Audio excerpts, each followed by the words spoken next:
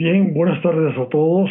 Hoy comenzamos la primera parte de una temática que es centro de datos, que la importancia, sobre todo para el análisis de la operación de un centro de datos, ha cobrado cada día mayor importancia, ¿no? Si vemos en la imagen de la presentación, es una sala, o sea, un centro de datos se convierte en una sala donde el equipamiento va a albergar toda la información que ya hoy por hoy no es posible tener en ninguna computadora. El nivel de, de globalización de la información y de las comunicaciones ha hecho que cada día vayamos emigrando a todo a bases de ubicarnos o hostear la información en centros de datos que son los que van a garantizar el que esa información esté y que se conserve. Mas, sin embargo, hay que tener bien claro que la operación de esos centros de datos pueden estar en peligro y pueden estar en peligro si no están protegidas de forma adecuada. La serie de cursos que vamos a abordar es porque la temática es imposible trabajarla o tenerla clara como forma de conceptual en una hora. Se hace imposible. Entonces, la primera pregunta sería, ¿estamos preparados para la protección en centros de datos? Eso implicaría preguntarnos qué toda información requiero para tener una protección integral de la información que va a estar en los centros de datos.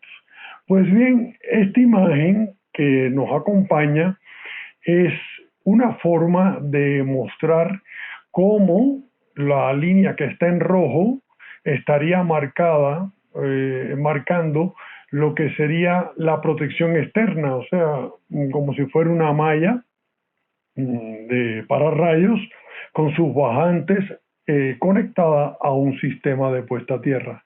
Mas, sin embargo, se va a ver cómo la clave del éxito en el sistema va a estar en el blindaje electromagnético, tema que hemos ido abordando en el transcurso de diferentes cursos y que se va a profundizar también en cursos de sistemas de puesta a tierra.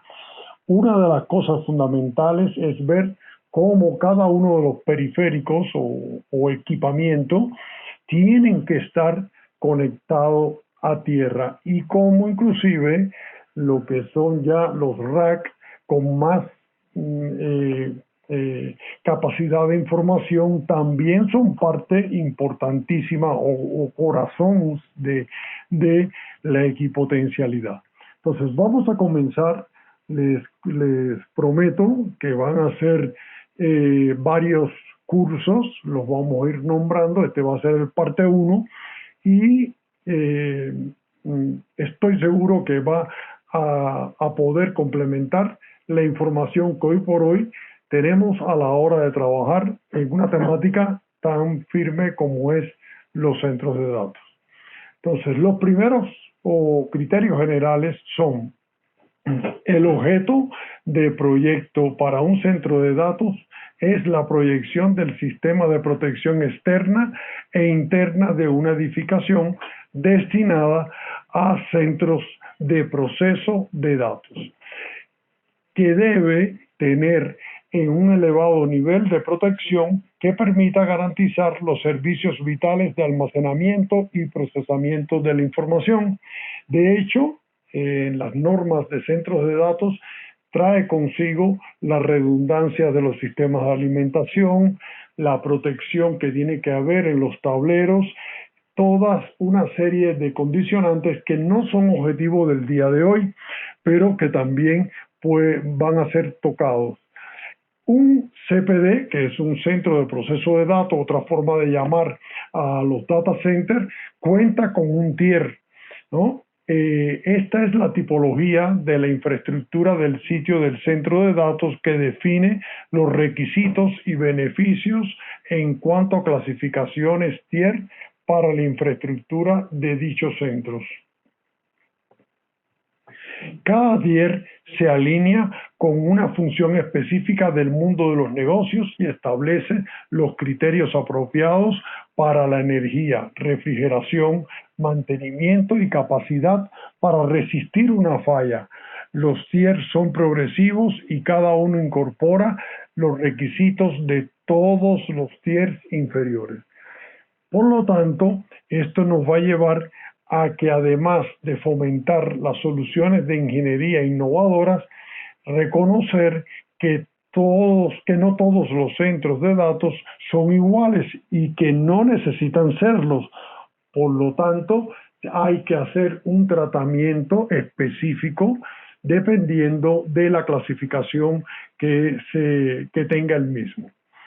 Ahora bien, la normatividad que vamos a manejar dentro de todas las presentaciones, por eso hoy solamente lo vamos a relacionar de forma general para que así no repetirlo en cada uno de ellos. Está desde la norma ICREA, el estándar tal cual de construcción e instalación de equipamientos y ambientes para el equipo de manejo de tecnología de la información y similares, la ITIA 607 para mi gusto, junto con la 942, son las bases de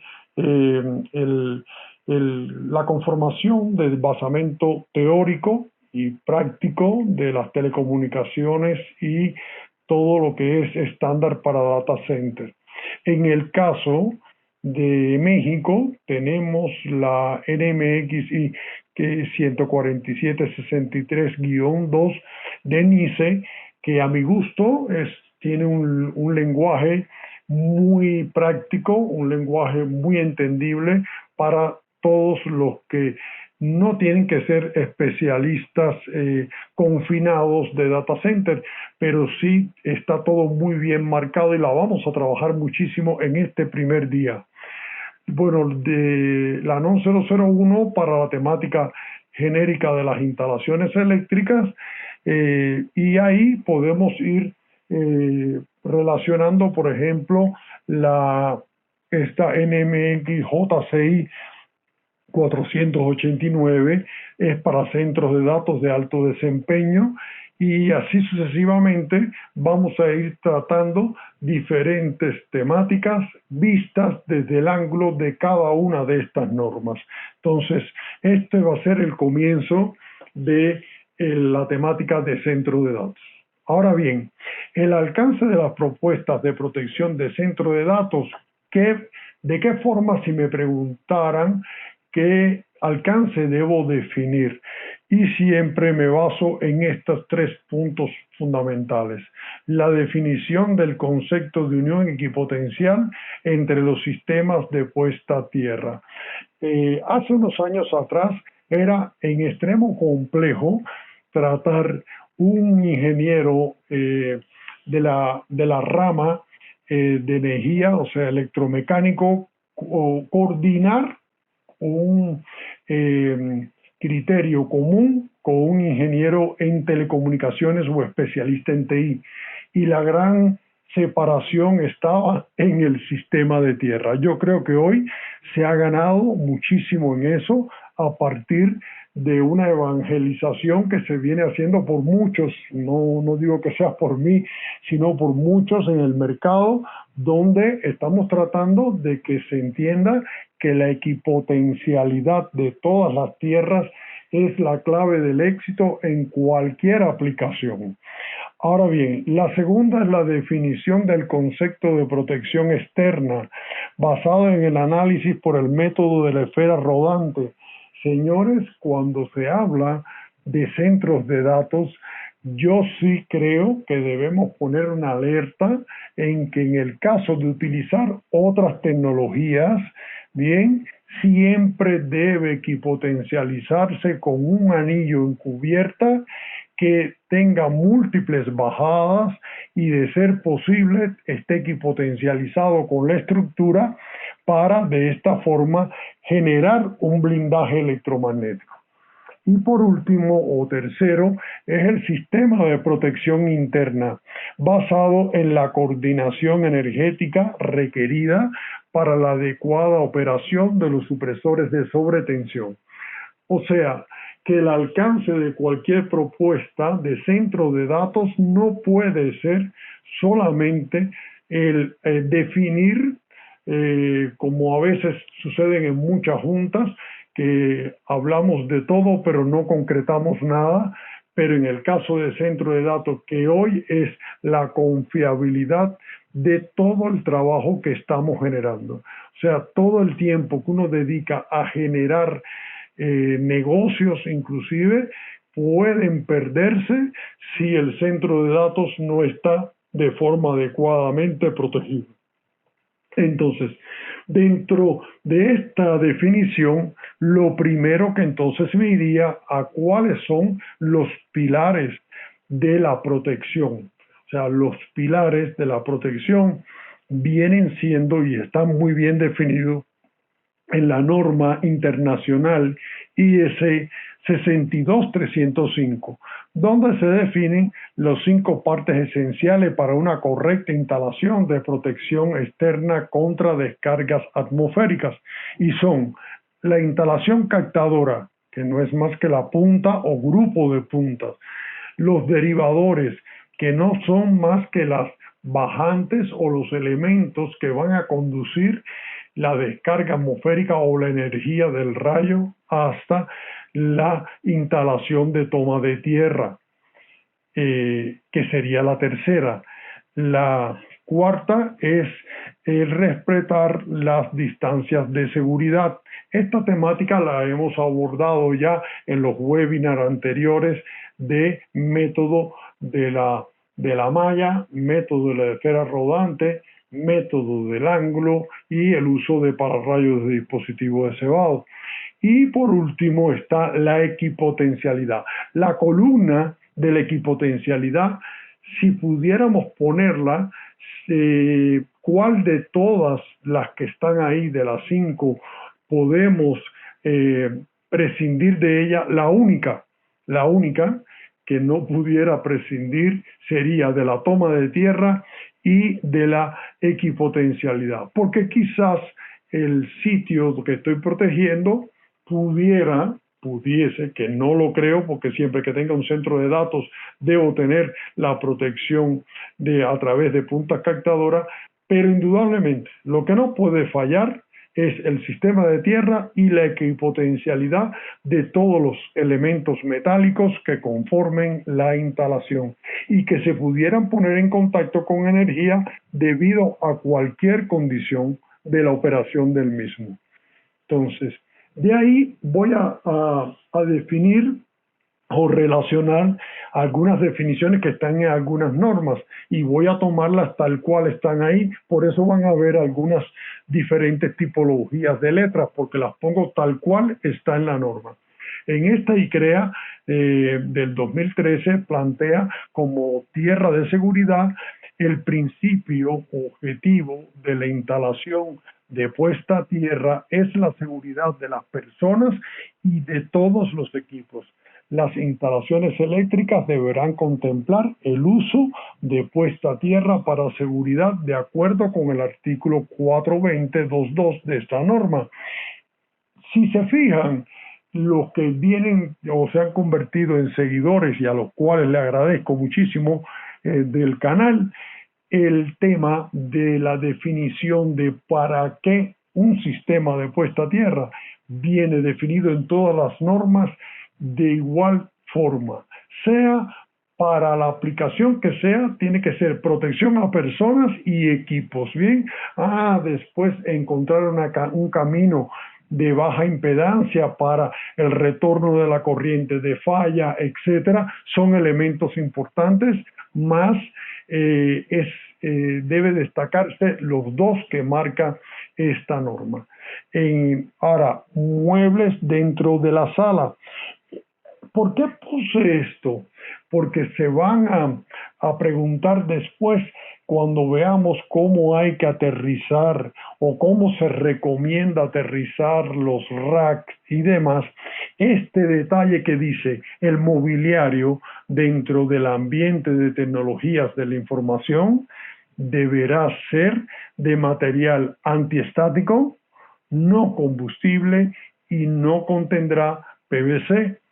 Y eso nos hace de que además todos estemos claros que muchas veces llegamos a un site de cómputo, no estoy diciendo un data center, pero un site que tiene una función más limitada y usted no ve ni una barra de tierra por todo aquello y ve el rack fijado al piso con 4 expansión mecánica metálica, y cuando usted le pregunta al joven que atiende la parte del site, le dice, ¿y por qué no está aterrizado? Y dice, sí está aterrizado. Bueno, ¿a qué le llamas a que está aterrizado? A que está fijo al piso. No, amigo, eso no es para nada el que usted, el rack, porque sea metálico y lo ancle con unas expansiones metálicas de la mejor marca, no está aterrizado. O sea, usted tiene que tener una conexión al sistema de puesta a tierra, cosa que veremos en un rato más. Entonces, según IEEE 1100, en la sección 3,31, dice, en general existen 3 requisitos para la puesta a tierra. Primero, proporcionar un camino de baja impedancia para el retorno de las corrientes de falla, de modo que permita la operación de los dispositivos de sobrecorriente rápidamente, y esto es importantísimo. Pero fíjense que lo pongo dentro de los elementos que marca IEEE, pero siempre pongo antes las valoraciones de la protección a seres humanos, ¿no? Segundo, el mantenimiento de una baja diferencia de potencial entre las partes metálicas expuestas para evitar riesgos al personal. Ahí fíjense que ahí aparece ya en los seres humanos. Y el otro es el control de la sobretensión o los picos de sobretensión transitoria, que son parte importante para la protección del equipo sensible. Si nos vamos a la NFPA 70, que es otro de los que marca de forma interesantísimo la protección, es limitar las tensiones generadas por los rayos, las líneas de alimentación o contacto accidental con las líneas de mayor tensión.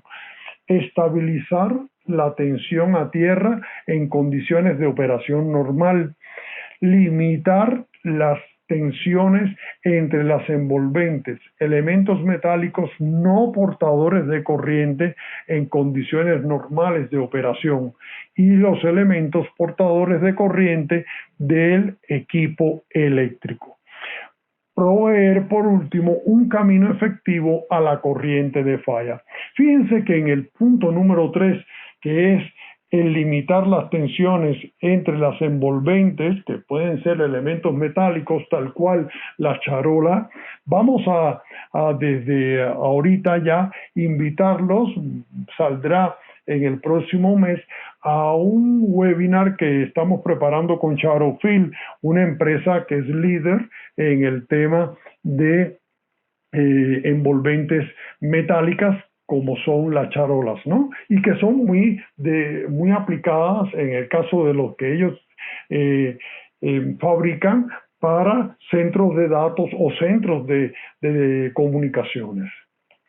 Nos vamos a esta referencia. Por ejemplo, aquí en la norma de la 607, que le decía que es de las que a mi criterio me aportan mucha seguridad al utilizarla, plantea que para las especificaciones de lo que implica la puesta a tierra o bonding también, de que es equipotencialidad en la infraestructura de las edificaciones que soportan soluciones de telecomunicaciones, es importante tener una referencia de puesta a tierra en la cual todas las facilidades o todas las zonas, desde los cuartos de telecomunicaciones, los cuartos de equipamiento, tengan un potencial o una referencia de la puesta a tierra general de la edificación y a su vez tengan pasos o interconexiones o bonding o blindaje, si quieren decir, para todos los accesos de lo que sean cables childeados o cables con cobertura que deben estar puestos a tierra, que inclusive todo lo que son los equipamientos de hardware en los centros de telecomunicación y todo el resto del equipamiento tengan la posibilidad de un acceso a tierra. ¿Cómo? ¿De qué forma? ¿De qué tipo de conexión? Vamos a ver en toda esta serie que vamos a producir. Entonces, sigue este diagrama de la 607, donde me gustaría que nos detengamos un momento para evaluar la importancia de esta información. Fíjense que aquí aparece la parte de la acometida, de la facilidad de la acometida de electricidad, pero a su vez también viene el referenciado como en cada uno de los locales de equipamiento para las telecomunicaciones, desde ese primer punto de entrega tiene que haber la puesta a tierra y toda debidamente equipotencializada con la puesta a tierra que muchos le llaman eléctrica, otros le llaman de energía, pero vamos a ver que lo primero que tenemos que tener es una barra de puesta a tierra, que es la Telecommunication Main Grounding Bar, que es la que va a estar en el servicio de entrada o de acometida de la instalación. Inclusive puede haber más de una acometida y entonces tendríamos que replicar esto en cualquier otro punto. Y de ahí se hace una distribución en forma de estrella, donde se van a ir generando las Telecommunication Grounding Bar. Fíjense que ya ahí ya no aparece el main de principal, que va a estar en cada local o cada cuarto de telecomunicaciones. Y algo interesante, siempre que sea posible, nos vamos a referenciar a la estructura de la edificación. Fíjense, aquí lo dice Metal Frame of Building, que vamos a tener que siempre que sea posible, ya sea con un conector mecánico o sea con una soldadura de cable a placa en la columna, hacer referencia tal cual. Y vamos a ver cuáles son las secciones que se deben utilizar para los grounding equalizer que deben utilizarse en la instalación, o también estos llamados TBB, que es los Telecommunication Bonding Backbone, que nos va a permitir garantizar un nivel de referencia de puesta a tierra en toda la instalación.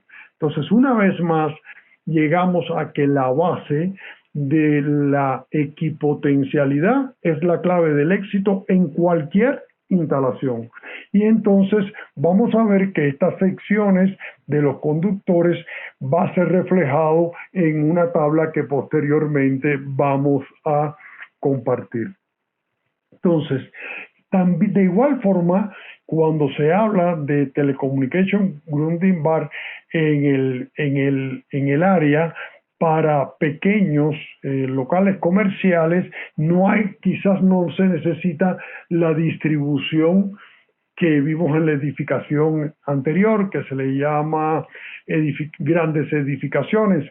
Mas, sin embargo, se sigue manteniendo la propia filosofía de los tableros eléctricos, los tableros, el equipamiento de telecomunicación, todo referenciado a la puesta a tierra. Y la barra de puesta a tierra va a estar equipotencializada con la estructura siempre que así sea posible, ¿no? Entonces, en la norma aparece en primer lugar la función de, de la de la Telecommunication Main Grunding Bar, y aquí lo marca de forma muy concreta, que dice que es dedicada a ofrecer una extensión dentro de la edificación de lo que es el sistema o el electrodo de puesta a tierra que está dedicado para lo que es las telecomunicaciones. Más, sin embargo, quiero que quede bien claro que el que tengamos un sistema de tierra o un electrodo o un conjunto de electrodos para el sistema de telecomunicaciones no quiere decir en ningún momento que sea un sistema de tierra aislado del resto de los sistemas, que es uno solo. Señores, hay un solo planeta Tierra, por lo tanto, solamente hay una referencia de puesta a tierra, que todas tienen que ser equipotencialmente unidas. Entonces, estas son las funciones de la Telecommunication Main Grunding Bar, o sea, tener en este punto una referencia del sistema de puesta a tierra. En el caso de las barras principales o Telecommunication Main Grunding Bar, las dimensiones, como se resalta en el recuadro, son de 6 milímetros, ¿no?, en espesor, y de ancho o altura, para aquellos que lo ven así, sería de 100 milímetros, siendo la longitud total de la barra dependiendo de la capacidad o del sitio en el cual se va a instalar. Por eso ahí plantea que la longitud puede ser variable. Ahora bien, en el caso de las barras o Grunding Bar, ¿no?, Telecommunication Grunding Bar, fíjense que ahí ya no aparece la M de main, son aquellas que se van a ubicar en todos los lugares de telecomunicación, los cuartos de telecomunicación. Si recuerdan, la figura que vimos al inicio estaba en la entrada o acometida la TGMB, y después venían estas en cada local de telecomunicaciones. Este tiene dimensiones de 6 milímetros de igual forma, ¿no?, por 50 de altura. Por lo tanto, es un poco menos alta, más sin embargo, lo que es el espesor, si es el mismo, que es 6 milímetros, es una temática que siempre a los clientes les digo, porque hay quien comercializa barras para puesta a tierra que no cumple con ninguna norma. ¿Por qué? Porque los espesores son extremadamente finos.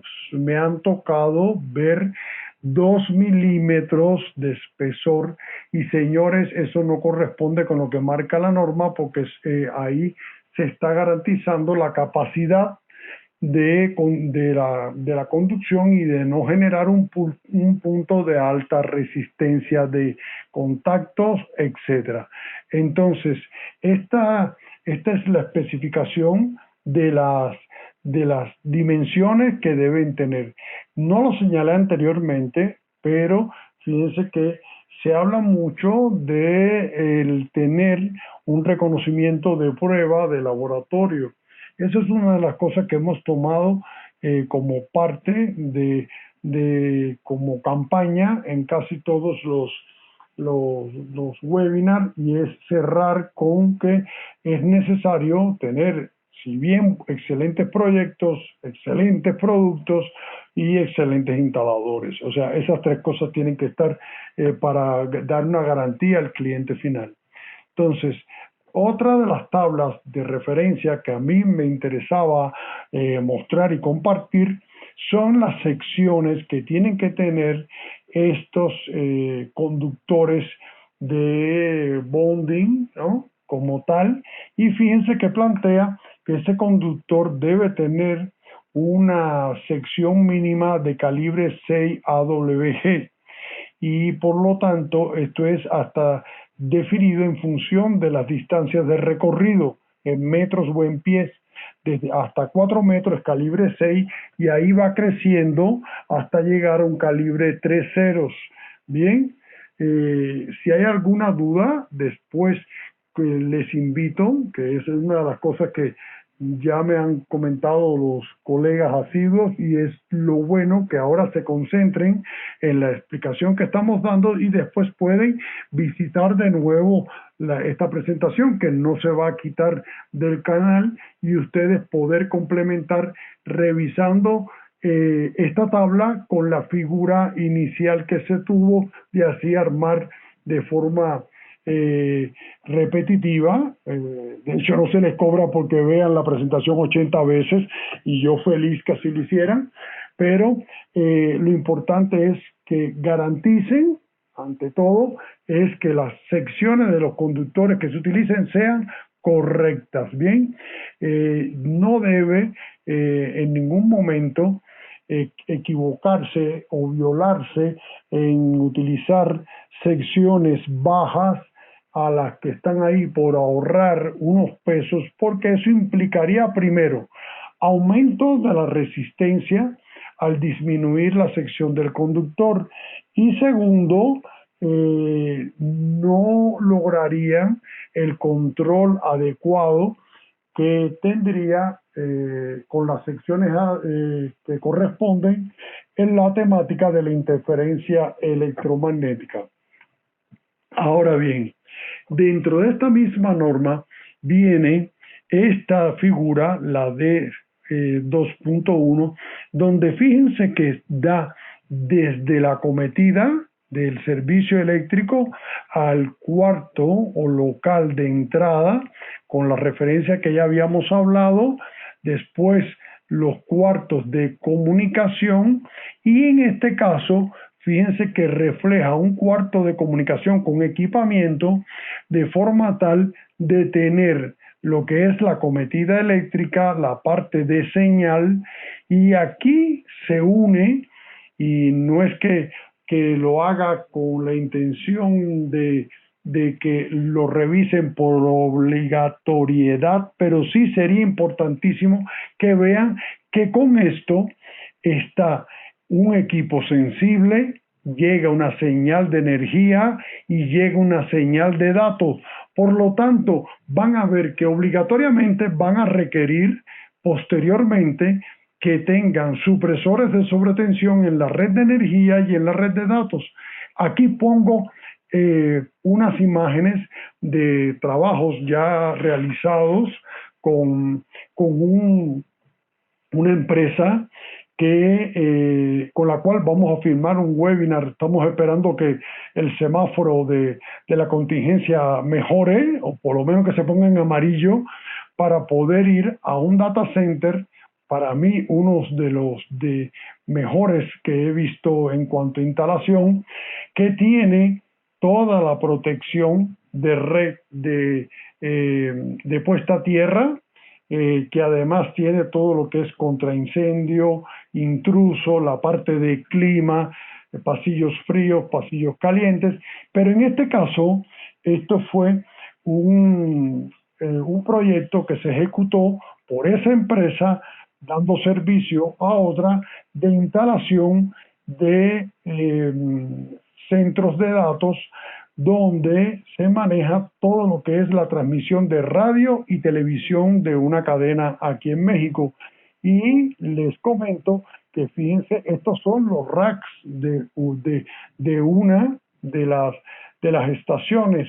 Y fíjense que aquí la cantidad de señales de coaxial que tenían, que eran 4, y tuvieron su supresor, ¿no? Instalado en la entrada, y aquí está todo el cableado de la puesta a tierra de los rack o del equipamiento al rack y de la puesta a tierra del supresor tal cual. Bien, fíjense, aquí arriba está el supresor y aquí está el equipo activo aterrizado.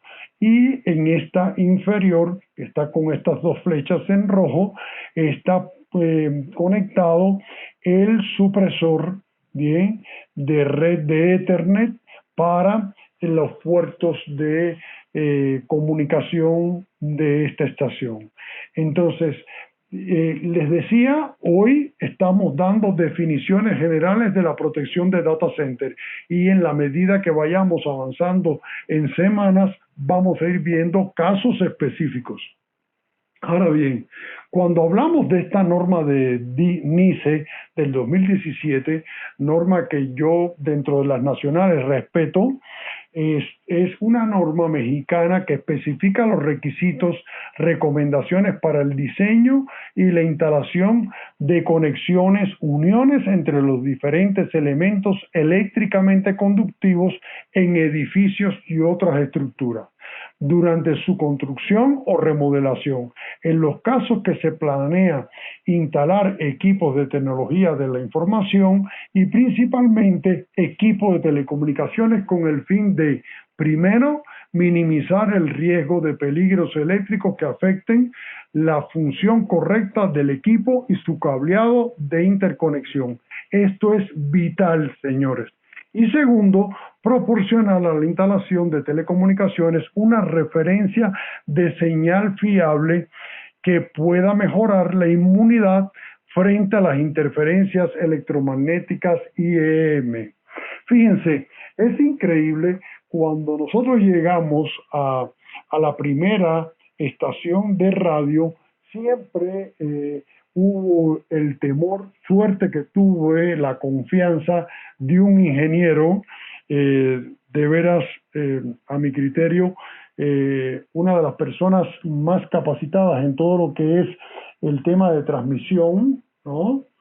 Que nos dio la entrada para que evaluáramos todo lo concerniente a poder intercalar los supresores de sobretensión en las señales de que venían con cable coaxial, ¿no? Y para esta determinación, lo primero que hicimos fue aterrizar bien los racks y solamente con la adecuada puesta a tierra y equipotencialidad, el ruido que te traía la señal con anterioridad disminuyó. Ya con eso hubo una ganancia de una buena puesta a tierra, se tuvo una ganancia desde el punto de vista de puesta a tierra, disminución de ruido. Les comentaba que cuando se tomó la determinación de que toda la puesta a tierra de las estaciones debían estar equipotencializadas, reitero, tuve el apoyo del ingeniero Luis Gerardo Cortés Espinosa, mis respetos para el señor y la confianza que tuvo, y a todo su equipo, ¿no? de cada una de las estaciones, que al principio no veían la importancia, sin embargo, él dijo, hay que hacerlo así, y nos generó, como les decía, lo más importante que puede tener una instalación que maneje voz y datos. Inmunidad total frente a las interferencias electromagnéticas. Esta es la base de todas el triunfo que pueda tener una instalación en un data center o un rack de cómputo, de comunicaciones, etc. En la tabla que vienen las terminologías que aparecen en la norma, que pueden ser les puede servir de aclaración para cualquiera de los que utilicen o estén dentro del gremio. Entonces, dentro de los otros aspectos que maneja la norma está el término de backbone. Se refiere a las conexiones entre las áreas de concentración de equipos de telecomunicaciones y entre cualquier área de concentración dada y una terminal principal de puesta a tierra. Eso es importante, ¿no? esta equipotencialidad, como pueden ver acá en la gráfica, es vital. Y por eso el término local se refiere a las conexiones entre un área dada de concentración de equipos de telecomunicaciones y el área de equipos de telecomunicaciones distribuidos al cual atiende u otras conexiones dentro de dicha área. Lo anterior se muestra esquemáticamente en esta figura para la distribución del equipo de telecomunicaciones y terminología de la red de unión de tierra en telecomunicaciones. Fíjense que hay las zonas, vienen bien definidas, vienen las conexiones de backbone que se establecen para generar equipotencialidad entre las zonas. Están las áreas de concentración de equipos que son las que están más oscuras, mas sin embargo eso no quiere decir que las zonas de donde está el cuarto no sea un marco de referencia de equipotencialidad, y por eso en la gran mayoría hacemos un bus de puesta a tierra para si después usted en esa misma zona coloca otro equipo, tenga como referenciarse. Bien, y es este bus que estamos representando acá. Ahora bien, si nos vamos a los criterios de puesta a tierra y de blindaje electromagnético, fíjense cómo y esto lo vamos a ver en las próximas presentaciones, cómo del sistema de puesta a tierra referenciado a la estructura se genera en cada nivel un plano de puesta a tierra, pero todo debidamente referenciado. Y es por eso que debajo de los pisos falsos se establece la puesta a tierra de todos los soportes. ¿Cuándo y cada cuántos se deben aterrizar? Lo vamos a ver.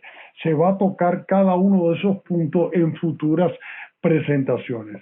Ahora, este fue el inicio de la presentación, donde estábamos utilizando este esquema en base a la IS 62305 parte 3, donde se establece una protección externa, ¿no?, en forma de tal que se genere un blindaje, lo más certero es una jaula de Faraday o elementos que así lo complementen, y después ese sistema de tierra equipotenciarlo, inclusive si en la etapa de construcción estamos presentes con referencias a la estructura tal cual de referencia de puesta a tierra. Eso lo tenemos ejemplos donde ya lo hemos hecho y se ha instalado con excelentes resultados. Ahora bien, viene un tema muy controvertido en esta misma norma, que es el tema de la puesta a tierra en los gabinetes. Hay quien dice, como les decía, que solamente fijarlo al piso y ya. Hay quien que llega y porque compra la zapata dentada para poner el cable y aterrizar directamente el rack y ya con eso está aterrizado. Pues no, amigos, las formas correctas y opciones que tenemos son tan disímiles como usted quiera, como puede ser este conductor, ¿no?, de unión que vaya por todo el marco del rack y de él sacar derivaciones a los equipos activos. Esto puede ser con un conector a compresión, puede ser con una solución soldable, esto con zapatas que van a cada uno de los equipos. Pero fíjense que esto es un esquema de distribución a través de un conductor. No es que usted lleve cada equipo activo al chasis. Eso es incorrecto. La otra forma es llegar con un conductor, fíjense que en todas viene así como conductor para RBC, y ahí usted aterriza el chasis y aterriza una barra. Esta barra horizontal, de ahí en conexión estrella, deriva a cada equipo activo. O puede ser también llega, aterriza el rack y aterriza a una barra, que esta barra sea vertical. Hay diferentes marcas pero como siempre le he dicho, no trabajamos en estos cursos para identificar qué equipo es el equipo que más me gusta. Ustedes después, espero, y así va a ser, Dios lo permite, que si estamos haciendo esta entrega de conocimientos, de igual forma después nos contacten para poderle cotizar los materiales y los proyectos tal cual. Bien, estas son las tres formas de puesta a tierra correcta en función de la norma. Otro tema es la unión de protección en anillo y unión de telecomunicaciones complementaria.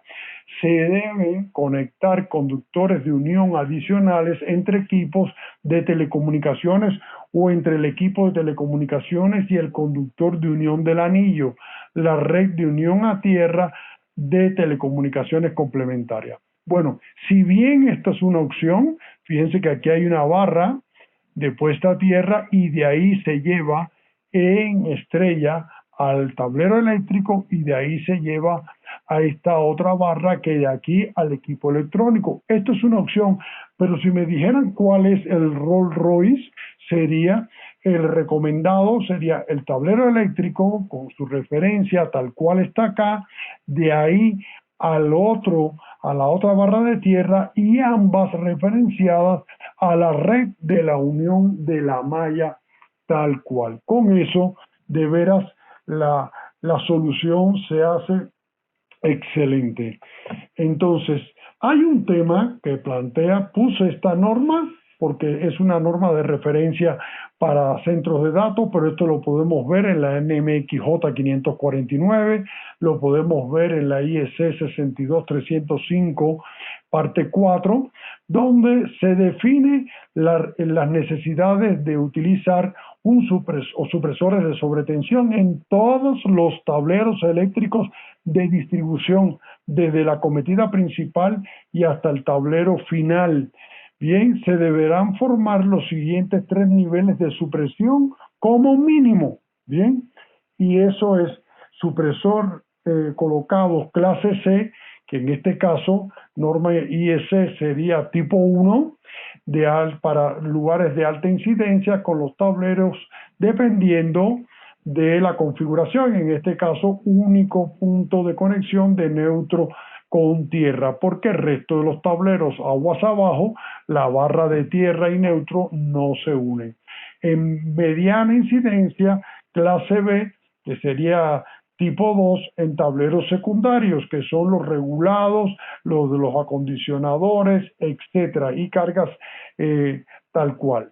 Baja incidencia, que es el clase A, que sería el tipo 3, serían los tableros o centros de carga sensibles directamente donde se distribuye la energía de calidad a las cargas finales o equipos sensibles finales. Bien, esta incidencia puede ser manejada también en función de la norma NMXJ 549 como este esquema que está acá, que es la figura 41, donde se relacionan en función de los niveles de densidad del rayo, se relacionan los tres tipos de categoría y las capacidades en kiloamperes recomendadas.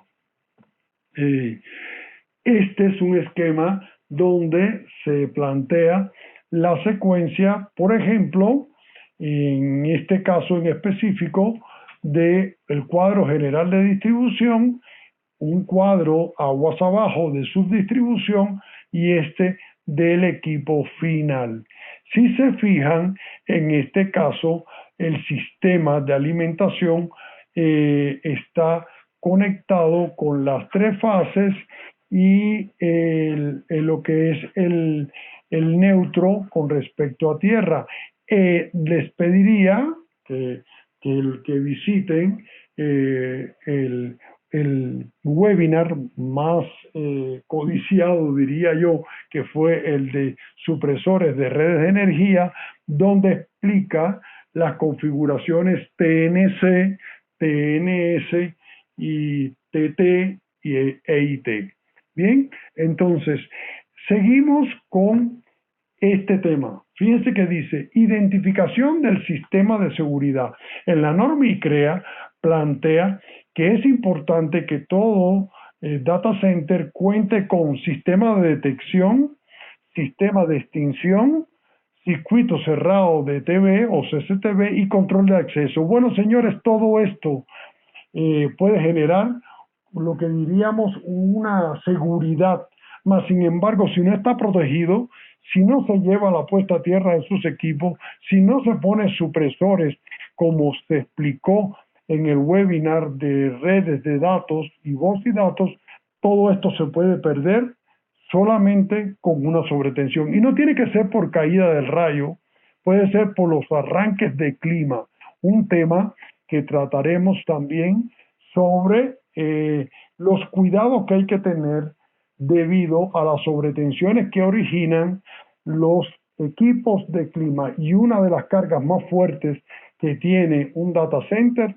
son precisamente el equipamiento de clima, cuyos arranques, a ser motores que mueven a compresores, motores de inducción trifásicos, que tienen una corriente de arranque que, aunque tengan variadores de velocidad, el valor de las sobretensiones que se producen y del contenido de armónicos son una fuente de daño para cualquier equipo de seguridad. Y cerramos con la importancia de la protección interna. Señores, no hacemos nada si tenemos el mejor de los data centers representado por esta máquina que está dentro de un círculo azul si no tenemos protegido de la siguiente forma. Primero, una puesta a tierra. Es importante que haya una puesta a tierra con equipotencialidad. Segundo, supresores tanto en la red de energía como en la red de datos. Fíjense que digo tanto, no digo primero energía y después datos. Ambos tienen que estar considerados para usted garantizar el servicio que hoy por hoy estamos utilizando. La demanda de servicios de información hoy por hoy se han convertido vital en la solución de reuniones, juntas, cierre de proyectos, elaboración de proyectos, cursos para elevar el conocimiento, y entonces todo esto nos lleva una vez más a decir que los esperamos en el próximo webinar que va a estar anunciándose. Vamos a tener múltiples temas cada semana, mínimo 2, y sobre la temática del centro de datos va a ser una serie. Bien, no somos Netflix, no somos un equipo de generación de información para la diversión, somos un equipo de generar información para elevar el conocimiento, o al menos compartir el conocimiento ya adquirido, para que todos pasemos a una etapa superior del conocimiento. Muchas gracias, y aquellos que no se han suscrito, por favor, cumplan con el cometido de agradecernos mediante su suscripción. Muchas gracias, todo el equipo de Ingeniería y Soluciones Integrales comprometido con ustedes.